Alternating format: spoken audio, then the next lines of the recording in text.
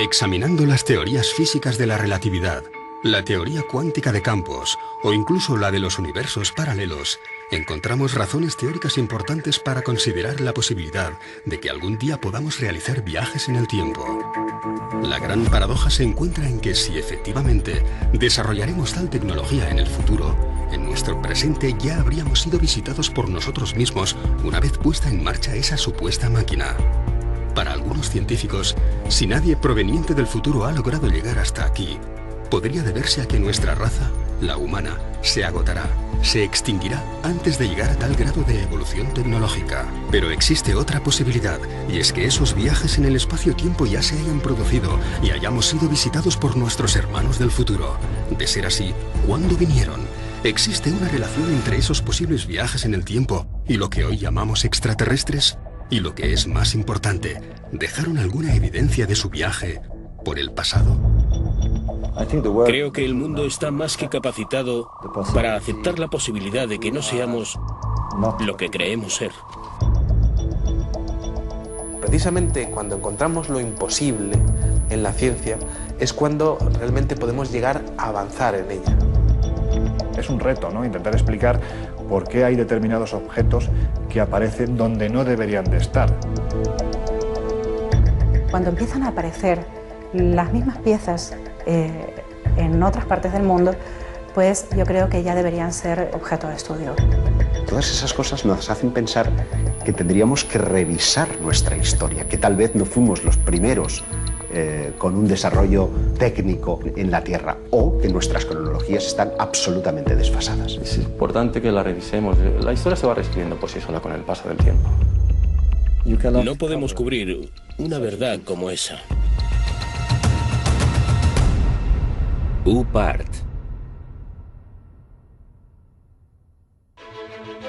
Jeroglíficos del siglo IV a.C. donde se muestra el uso de la electricidad. Mapas que demuestran que el continente americano habría sido descubierto mucho antes de la llegada de los barcos españoles y portugueses. Cuevas que fueron habitadas hace 150.000 años, pero que poseen una compleja red de tuberías. O antiguos alfabetos que situarían el nacimiento de la escritura en la península ibérica. Son algunos de los llamados UPART, objetos fuera del tiempo y el espacio. Objetos que no pertenecen al lugar ni al momento en el que fueron encontrados. Son objetos tecnológicamente hablando que han sido encontrados en lugares pertenecientes a un periodo de la historia donde no deberían de estar, porque no había la tecnología en aquel tiempo como para desarrollar estos objetos. Lo curioso es cuando esos objetos no se resumen a uno, ni a dos, ni a tres, sino que estamos hablando de bastantes que son siendo encontrados. Se alejan un poco de lo que son los límites de los paradigmas históricos aceptados por nosotros, por los ámbitos académicos. Son objetos que aparecen en contextos espaciales o temporales extraños, alejados de los paradigmas históricos conocidos, o que demuestran algún tipo de tecnología más avanzada de lo normal para su tiempo y su espacio. Y constituyen un reto para la ciencia que los discrimina porque no tiene cómo catalogarlos, pero también para los propios especialistas, porque nos lleva a preguntarnos muchas veces si en un pasado remoto hubo una tecnología más avanzada que la actual, y si eso fue así, ¿quién la puso encima de la Tierra? Por lo tanto, no se entronca directamente con las tesis de los antiguos astronautas, con las tesis extraterrestres. Cuando tú vas a lugares como Tiahuanaco y te plantas delante del monolito Bennett o del monolito Ponce, 7 metros de altura, es algo extraordinario, ¿no? Porque la sensación que te da al contemplar estas figuras es que no estás viendo a alguien del pasado. La sensación que te da es que estás viendo a alguien del futuro. Y eso se representó hace más de 4.000 años.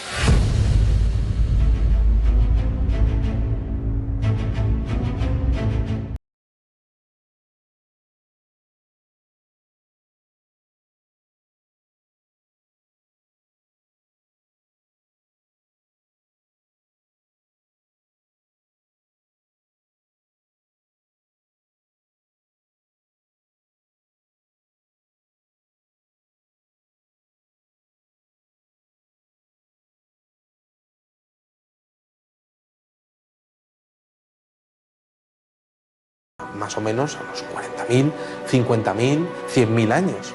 Estamos hablando de una cantidad de tiempo lo suficientemente importante como para desestimar cualquier tipo de intervención humana en su proceso de creación. Me parece delirante la cronología, porque es que la cronología que tienen no existía ni el primer continente conocido por nosotros, que es de hace 1.100 millones de años, me parece. Y esto está datado en estratos geológicos anteriores incluso, de 2.800 millones de años. Las esferas son pequeñas, de apenas 2 centímetros de diámetro, y tienen 3 líneas perfectas grabadas sobre su superficie.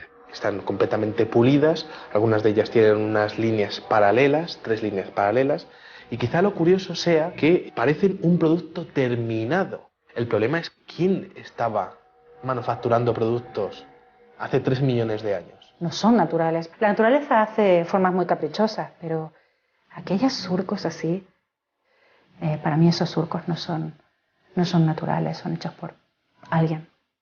Michael Cremo y Richard Thompson, tras someterlas a estudio, llegaron a la conclusión de que no podían ser de origen natural. Su exterior está formado por una aleación de acero y níquel imposible de encontrar en la naturaleza. Son líneas extremadamente perfectas y su interior parece estar hueco. En el momento en que hicieron un análisis por rayos X, empezaron a encontrar con que el núcleo de las esferas tenía peso negativo o densidad negativa. Así que eso es antimateria. Algunas de las esferas diseccionadas albergaban en su núcleo un material esponjoso desconocido que al entrar en contacto con el oxígeno se desvanecía rápidamente. Pero además tienen una marquita en su ecuador y tienen un agujero. ¿Será que fueron las semillas de vida aquí en el planeta Tierra? ¿Podrían ser las transportadoras de las semillas de vida para nuestro planeta? Se encontraron algunas moléculas orgánicas en su interior. Por tanto, podría ser una explicación de la teoría de la panspermia. Podrían haber sido depositadas aquí hace millones de años para dar lugar a toda la biodiversidad que conocemos hoy en día.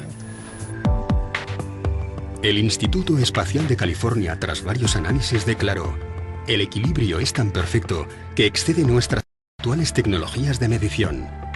Mientras que los estudios de la NASA concluyeron que el único modo de crear un objeto similar, si existiese la tecnología para hacerlo, sería bajo gravedad cero. A pesar de los datos obtenidos, las esferas de Sudáfrica no han sido nunca consideradas como objeto de estudio para la ciencia más clásica y ortodoxa. Para estos estamentos, se trata de un simple capricho de la naturaleza. Curiosamente, de ser así, estaríamos ante el primer caso en que la comunidad científica internacional afirma que la naturaleza ha generado formas perfectas.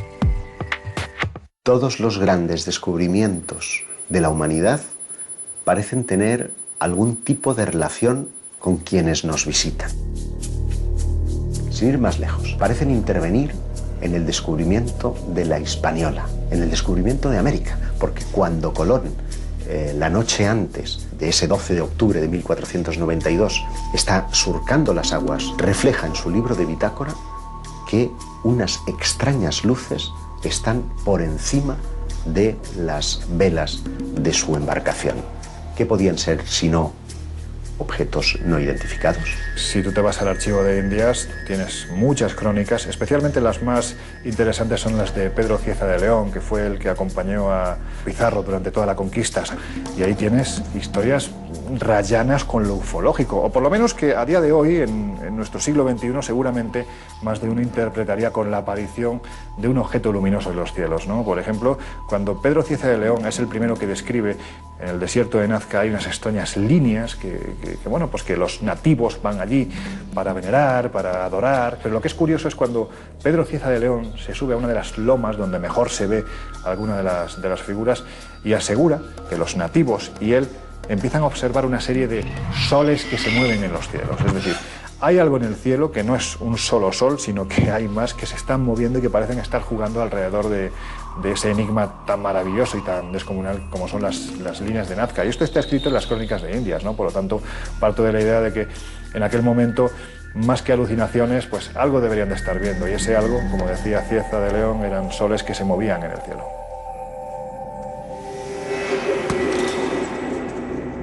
Si realmente estas luces u objetos no identificados acompañaron a los descubridores portugueses y españoles del siglo XVI, podrían estar también relacionadas con algunos de esos artefactos fuera del espacio y el tiempo que tanto intrigan a los historiadores. Es el caso del mapa de Piri Reis.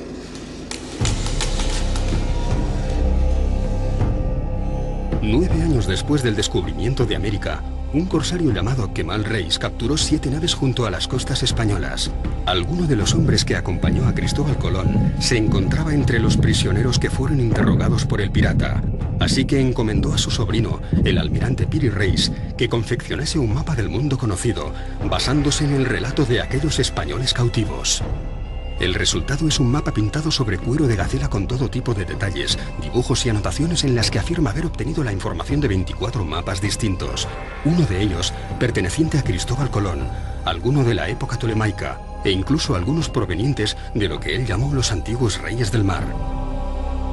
Piri Reis afirma que sus fuentes son muy anteriores, y eso nos estaría dando unos datos que, por supuesto, romperían completamente, ¿no?, con la ortodoxia, ya no sobre los chinos o los polinesios, que sí que ya llegaron por lo menos 500 años antes que Cristóbal Colón, pero datos mucho más antiguos todavía. Pero llama mucho la atención algunos detalles que ya no existían en aquel entonces, o que no se habían descubierto, ¿no?, como es el tema de la Antártida, ¿no?, ¿qué hace la Antártida allí, ¿no?, en un mapa confeccionado encima de cuero de gacela, ¿no? O se ven, lo más importante a veces quizás incluso son los dibujos de animales. Allí, por ejemplo, se aprecian llamas encima de los Andes y todavía no se había llegado a aquella zona. ¿Cómo es posible que ya apareciera identificado como tal?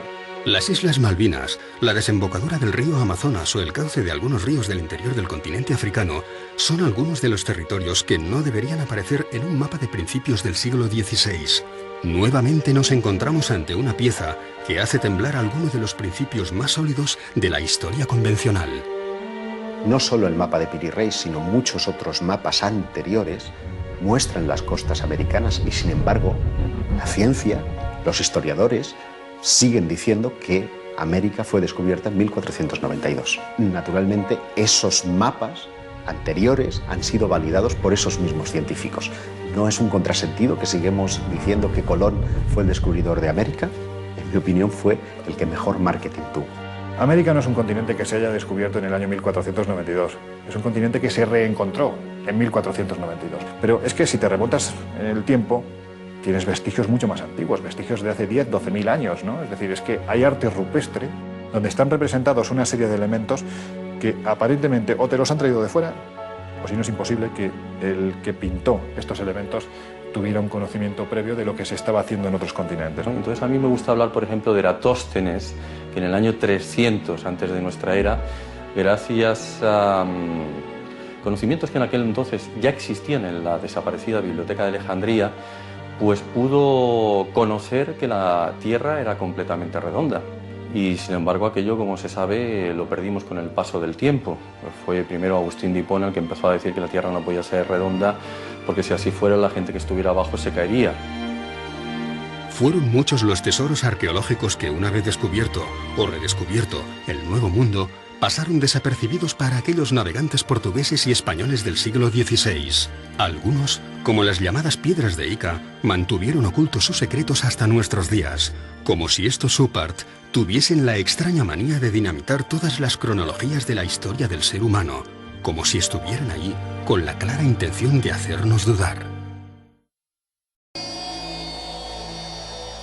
Quizá otro de los oparts más interesantes de la historia venga de las piedras de Ica. Estos son unas piedras, unos cantos rodados que están marcados, que están pulidos, perfectamente pulidos, y que tienen unos extraños dibujos en su interior. Esas piedras están mostrando diferentes estados del desarrollo de diferentes dinosaurios. Están exponiendo conocimientos muy exhaustivos sobre operaciones prácticamente a corazón abierto. Grandes dinosaurios que están siendo cazados por los hombres de aquella época. Triceratops o plesiosaurios en esas piedras. Entonces, ¿cómo conocían la existencia de esos monstruos si es que no los habían visto en algún momento, ¿no? Están mostrando a una auténtica batalla entre seres humanos y dinosaurios, algo que es imposible de pensar para la ciencia actual. La historia que se cuenta en esas piedras de Ica es prácticamente ciencia ficción.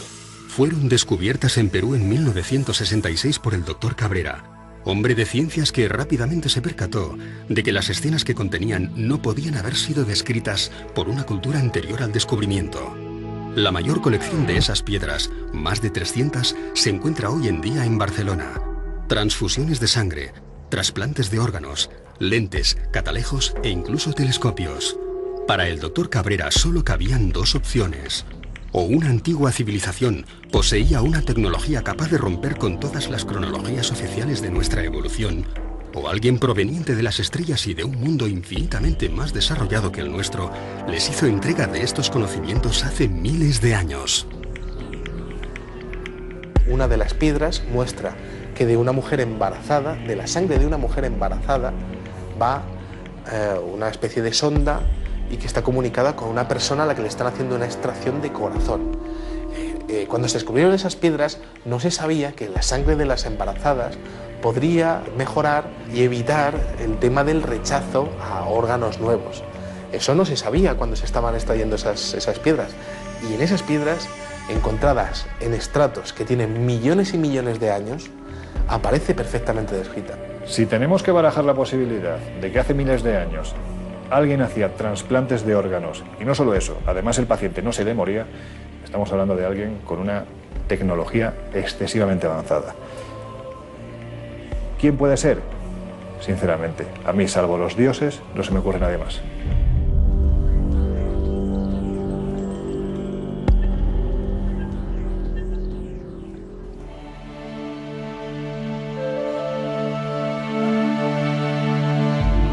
A principios del siglo XX se descubre el mecanismo de Antikythera, uno de los pocos supas reconocidos y validados por la comunidad científica internacional.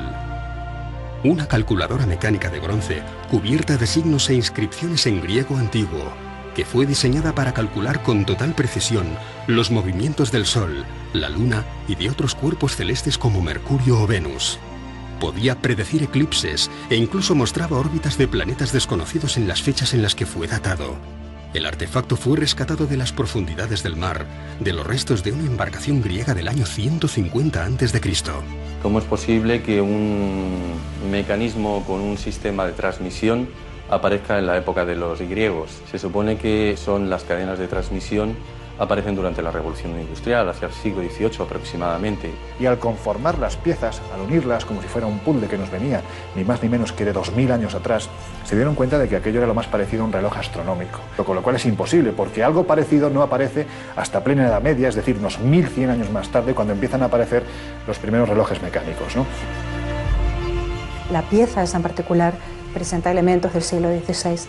Cuando se ha puesto en marcha, máquinas hechas a imagen y semejanza del mecanismo de Antikythera, pues se ha visto que con ese mecanismo se pueden seguir los movimientos de planetas desconocidos hasta el siglo XVI. Entonces, por eso es un OPARC, porque aparece en un contexto del siglo II a.C. una máquina en la que se puede observar los movimientos de planetas desconocidos entonces. Lo que denotaba este hallazgo es que había servido, pues por ejemplo, para calcular los eclipses, los movimientos de los planetas, los movimientos del Sol, de la Luna, fenómenos astronómicos como solsticios, como equinoccios, en un tiempo en el que en teoría ese objeto no tenía que existir. ¿Qué hace una máquina propia de la revolución industrial en un barco anterior a nuestra era? Todo parece indicar que nuestros antepasados poseían un grado de conocimientos mucho más elevados de lo que podamos imaginar. Y siendo así, ¿quién puso en sus manos conocimientos del futuro? Para algunos, una inteligencia no terrestre pudo haberlos instruido. Para otros, deberíamos contemplar la posibilidad real de que pronto realizaremos viajes en el tiempo. Y para la mayoría, nos encontramos ante muchos interrogantes que simplemente no tienen explicación. 2 minutes. 2 minutes, 10 seconds and counting. Oxidizer tanks from the second and third stages now have pressurized. T-minus 1 minute, 35 seconds. The third stage completely pressurized. Cuando aterrizamos sobre la Luna, yo estaba aquí en España en el 69. Creo que todos nosotros pensábamos, ¿y si encuentran algo en la Luna? No tiene por qué ser un platillo volador. Todo lo que necesitaban encontrar era un arañazo que fuera artificial. Solo una marca que fuese artificial. No debería estar ahí. Eso cambiaría por completo lo que sabemos sobre nosotros y sobre el universo. La idea de que podamos encontrar uno de estos arañazos, no solo sobre una piedra terrestre, sino sobre alguno de los cuerpos celestes a los que poco a poco vamos acercándonos, es lo suficientemente inquietante como para que incluso la Asamblea General de las Naciones Unidas haya llegado a contemplarla. En 1992, el profesor Richard Hoagland expuso para la Asamblea todos los datos conocidos hasta el momento acerca de los restos arqueológicos con los que ya se habían topado algunas de nuestras sondas espaciales. Hoagland fue compañero de la universidad del famoso astrofísico Carl Sagan. Trabajó como consultor para la NASA y para la cadena de televisión CBS, acompañando todas las grandes misiones espaciales, como la Mariner, la Voyager o la Pioneer.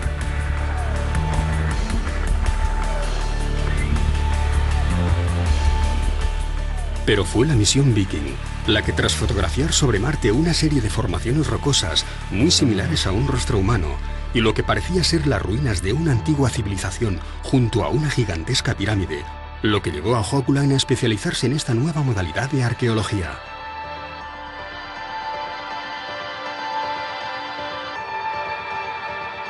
Y en un seguimiento de aquello que encontró en Marte acerca de una posible civilización avanzada varios millones de años atrás que podrían tener relación con nosotros. Ellos mismos podrían ser humanos. Que esa civilización haya dejado marcas en otros puntos del sistema solar. Le pareció interesante el hecho de que la NASA y la ESA mostraran gran interés en el estudio de un determinado asteroide alrededor de Marte. El asteroide Heinz, que tiene una forma similar a la de un diamante y que, por todas sus características y el hecho de parecer hueco y que, según las pruebas de resonancia, podría tener unos corredores por el medio, en fin, según la fisonomía de aquel objeto, podría ser artificial.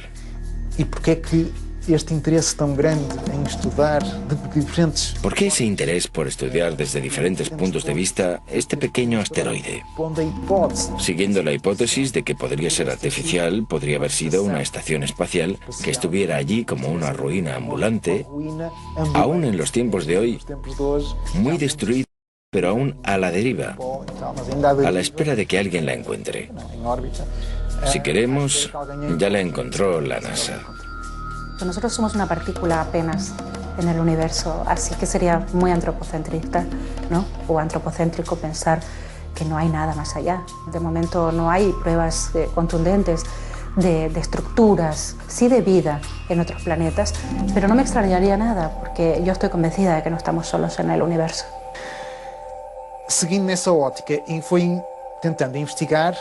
Siguiendo con esta óptica, fue investigando en otras partes del sistema solar qué más podría parecer artificial. Y se dio de bruces con Iapetus. Iapetus es una luna de Saturno. Tiene una columna en su ecuador que sugiere que dos partes se ensamblaron. Visto en perspectiva, se distingue que la luna no es totalmente redonda. Tiene aristas. ¿Cómo es que un satélite natural tiene aristas? Por otro lado, tiene una serie de pequeñas semejanzas con una estructura que estuviera cediendo. Buscó ejemplos de otras estructuras hexagonales para dar a entender que aquello efectivamente podría ser artificial, haber sido construido desde dentro con diferentes hexágonos, formando una estructura que habría ido cediendo a lo largo de millares y millares y millares de años. Es gracioso también su parecido con la llamada Estrella de la Muerte de George Lucas, de la película La Guerra de las Galaxias. Y él cuestiona, ¿qué sabía George Lucas que nosotros no sabemos? Levanta varias hipótesis. Aquello podría ser una base científica, podría ser un hotel. Él lo llama Luna con vistas. Un lugar único en el sistema solar, con vistas al gran planeta Saturno. Algo espectacular.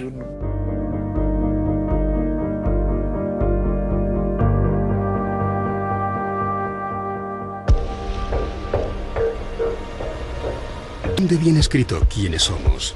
O mejor dicho, ¿dónde viene escrito quiénes fuimos? Puede que aún no hayamos encontrado la pieza arqueológica definitiva, pero da la sensación de que, cuanto más excavamos y removemos nuestro pasado, más preguntas desenterramos. Está admitido que el nacimiento de la escritura está en torno al 3500 a.C. en la región de Mesopotamia. Pero sin embargo, algunos hallazgos inquietantes hacen preguntarnos y cuestionarnos si esa datación es fidedigna, porque por ejemplo, en Francia como en Portugal hemos encontrado alfabetos que parecen aludir a que el inicio de la escritura habría entrado por la península ibérica. En Albaon, a finales del siglo XIX, por allá por 1895 y hasta 1903, se encontraron en las inmediaciones de Dólmenes algunas piedras zoomorfas y antropomorfas que presentaban unos grabados parecidos a los de los signos iberotartésicos. Con figuras antropomórficas, zoomórficas, montando animales.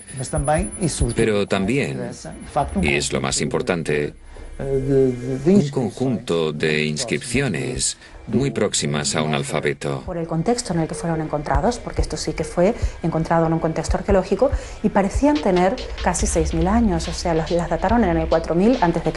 Esto, pues claro que rompería con el típico paradigma de que la escritura nació en Mesopotamia. Podría haber nacido en la península ibérica. Unos años más tarde, en los años 20, creo que fue en 1924, se encontraron los famosos signos de Glosel cerca de Vichy, en Francia, que también se parecían, curiosamente, a estos signos iberotartésicos y a los signos de Albaon. Y increíblemente, Glosel dio fechas de hasta 17.000 años.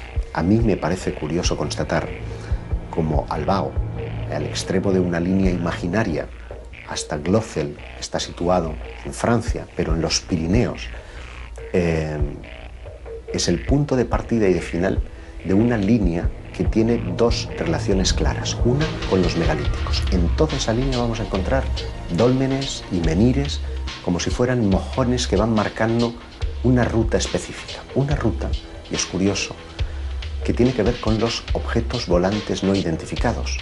Un investigador galo, Aimé Michel, constató cómo todos los avistamientos que se producían en un solo día, en la década de los 60, parecían estar describiendo líneas rectas sobre los mapas.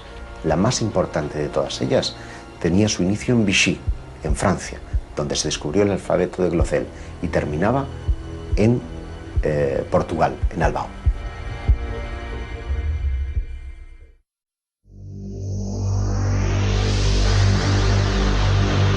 Uno de los oparts más interesantes es un tornillo que encontraron en una región de Rusia. Encontraron unas piedras que tenían 300 millones de años.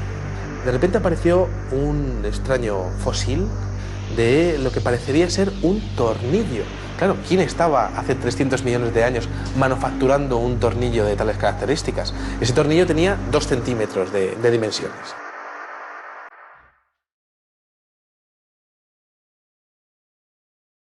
Tres siglos antes del nacimiento de Cristo, el pensador griego Arquitas de Tarento inventa el tornillo. Y por insignificante que pueda parecernos hoy en día, gracias a él nos convertimos en una especie tecnológicamente inigualable. Todo lo que inventamos necesita algún tornillo para mantenerse en pie. Aquella pieza encontrada en Rusia podría haber sido construida hace 300 millones de años. El ser humano no poblaría la Tierra hasta 250 millones de años más tarde. Es simplemente imposible. Ninguno de estos objetos debería estar donde fue encontrado. Viajes en el tiempo, civilizaciones perdidas hace millones de años, o restos de algún tipo de visita proveniente de otro planeta muy similar al nuestro. Nos encontramos ante un nuevo eslabón perdido, o simplemente ante el tornillo que nos falta.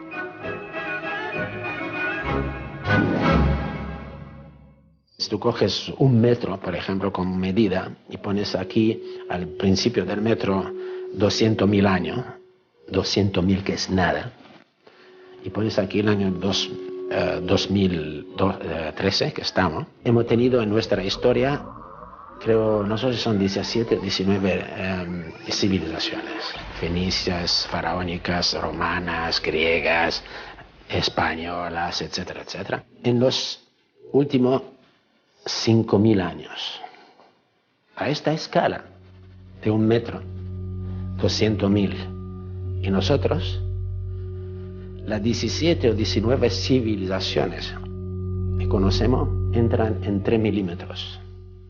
3 milímetros entran 17 o 19 civilizaciones.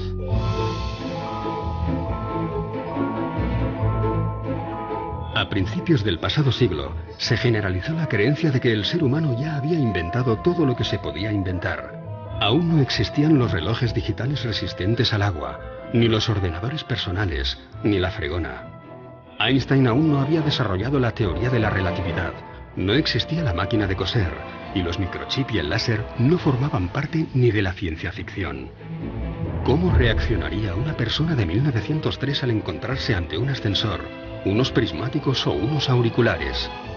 Seguramente del mismo modo que nosotros, hoy, reaccionamos ante una serie de objetos que no logramos catalogar.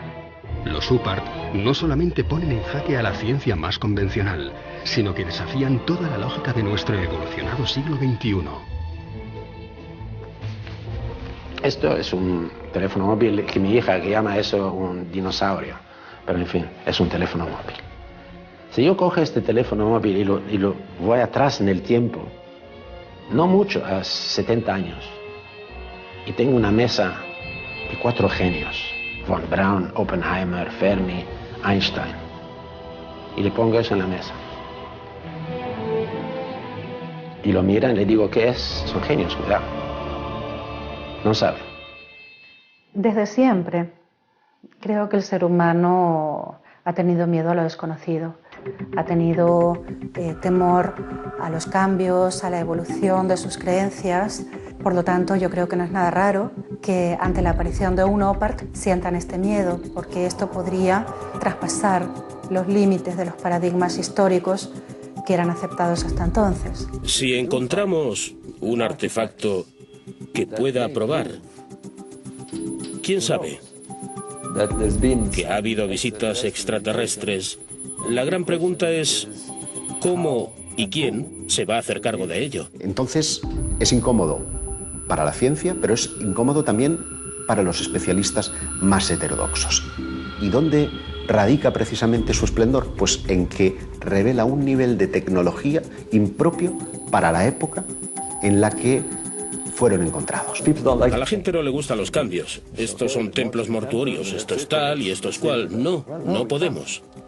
No podemos porque necesitamos entender qué hacemos en este planeta. Necesitamos saber por qué estamos aquí, de dónde venimos, por qué somos tan diferentes del resto de la naturaleza. Y si eso nos conduce a algo más, si nos conduce a otro tipo de conexiones, ¿por qué no? Podríamos estar conectados con el cosmos.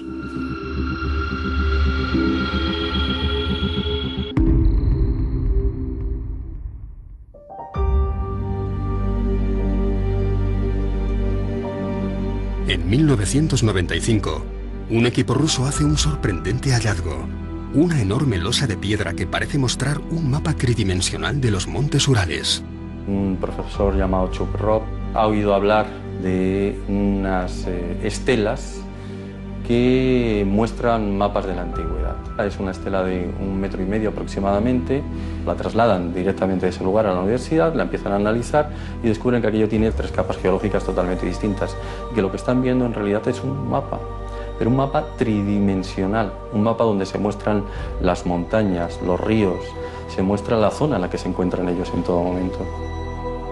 Acaba descubriendo que tiene unos 3.000 años de antigüedad. Los norteamericanos, que fueron los siguientes que analizaron el mapa del creador, dijeron que para poder confeccionar ese mapa, los que lo hicieron deberían haberlo visto desde el cielo. No lo sé, esto es como Nazca, ¿no? ¿Realmente se necesita llegar hasta el cielo para realizar una serie de figuras en el suelo? ¿Quién sabe, no? Un UPART es un objeto que se encuentra fuera de lugar o incluso fuera de su tiempo. Por ejemplo, en el siglo XIX los periódicos estaban repletos de casos de cadenas de oro o de monedas u otros objetos, incluso una campana que supuestamente habían encontrado en una mina de carbón. Por lo tanto, tendría millones de años de edad. Se publicó un libro que se llamaba Forbidden Archaeology, donde se recogen casos de UPARTs, no solo de objetos artificiales que muestran algún tipo de inteligencia avanzada, sino también de herramientas prehistóricas encontradas en estratos en la Tierra donde no deberían estar. Este libro es muy interesante porque muestra la posibilidad de que las civilizaciones empezaron muchos años o quizás 1 millón de años antes de la aparición del hombre en la Tierra, según las teorías oficiales. Uno de los casos recogidos en el libro de la arqueología prohibida es el de una pequeña lente de vidrio extraída por los arqueólogos en Egipto.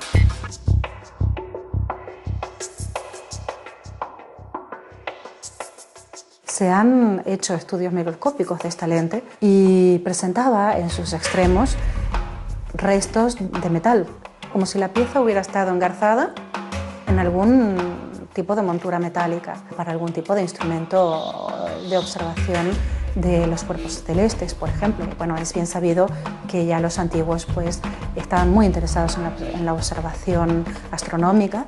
Prácticamente casi todos los aspectos de su vida se regían en torno a estos conocimientos. A mí no me extrañaría nada que hubieran creado algún tipo de mecanismo para una mejor observación del cosmos. El problema es que parece ser que para conseguir este material se necesitaba un punto de fusión que en el momento no se podía conseguir. El punto de fusión necesario para crear una de estas lentes solo podría obtenerse con la ayuda de la electricidad. Pero como sabemos, los egipcios no conocían la electricidad.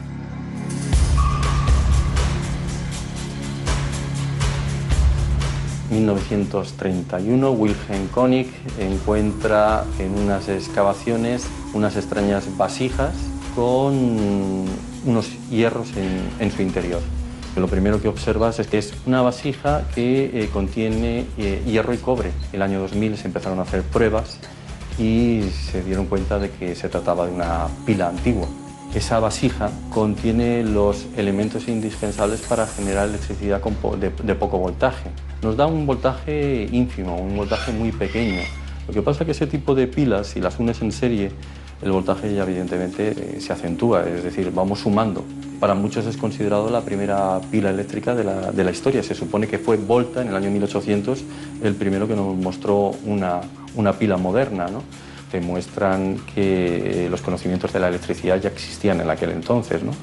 O joyas como las joyas de Tutankamón y otros faraones, donde se observa galvanización, la mezcla del oro con la plata, y que eso es imposible, salvo que se conozca la electricidad. Llegando a una gran conclusión para todo esto, supongamos que sabemos que hemos sido visitados por extraterrestres. Vale.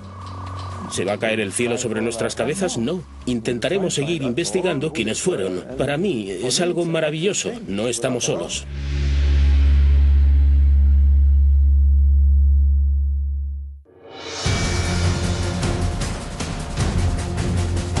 Hallazgos arqueológicos provenientes del pasado que solo pudieron haberse construido en el futuro. Mapas, escritos, extraños artefactos que nos hablan de piezas imposibles de encajar en los libros de historia. Nos encontramos ante las posibles evidencias de que nuestra tecnología será capaz de viajar en el tiempo. ¿Alguien, antes que nosotros, pudo haber poblado este mismo planeta? ¿O simplemente pasaron por aquí de visita?